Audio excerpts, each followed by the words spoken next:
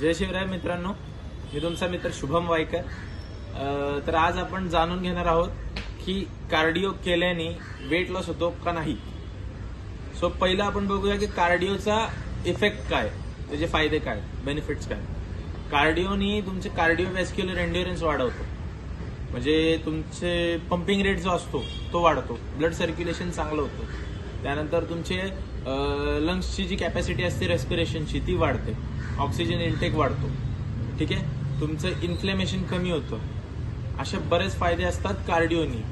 पण कार्डिओ केल्याने जोपर्यंत तुम्ही कार्डिओ करता तोपर्यंतच तुमचा कॅलरी बर्निंग चालू असतो, त्यापुढे कॅलरी बर्निंग होत नाही. सो जोपर्यंत तुम्ही करताय तेवढीच कॅलरी बर्न होते.